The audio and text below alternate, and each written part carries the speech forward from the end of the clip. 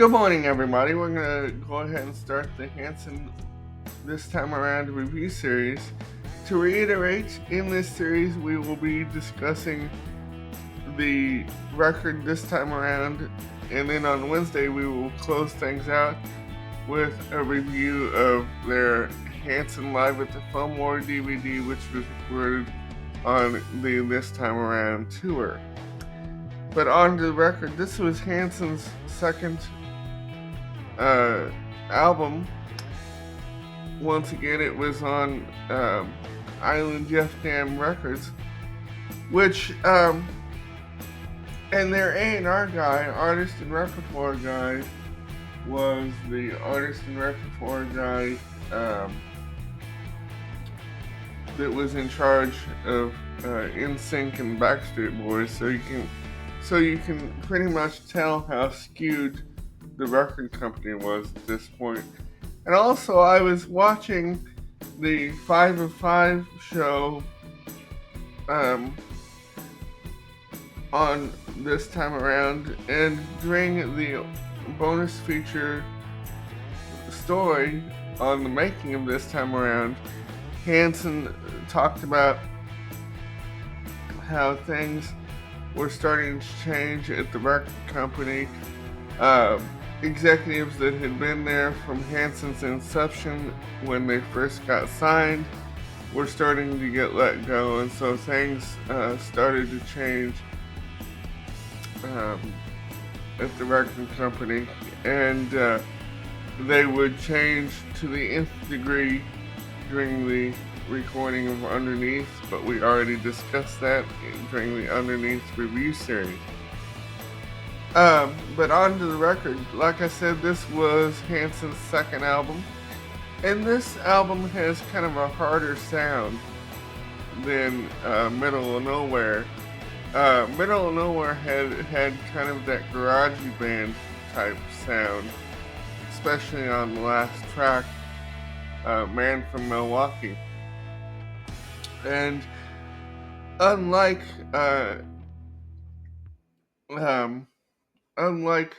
Middle of Nowhere and Anthem, This Time Around does not have a hidden track on it. It just has 13 songs. I think Middle of Nowhere and Anthem are the only two Hanson records with hidden tracks. And I have several favorites on this record. Among them, Save Me, Dying to Be Alive, If Only, Sure About It, and my absolute favorite, Runaway Run.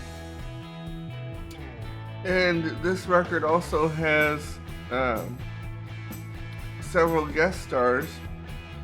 Rose Stone of Sly and the Family Stone fame sings on this record, and also she conducts the choir that they used for Dying to Be Alive.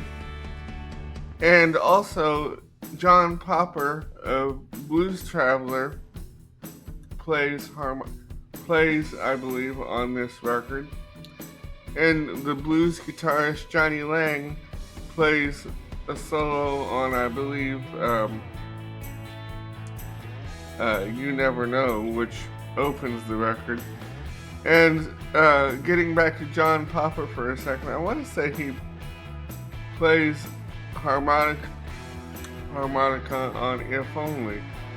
And by the way, If Only and Save Me were two of the singles from this record, and If Only became the big hit.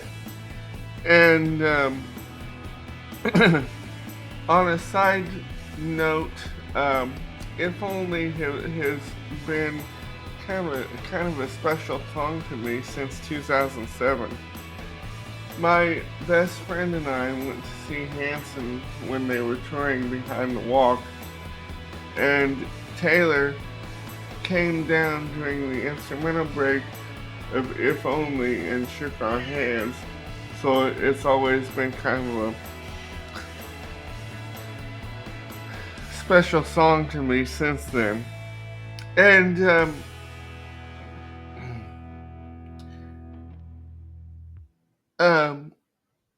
besides The Walk, this time around is my favorite Hanson record. And so I hope you enjoy it.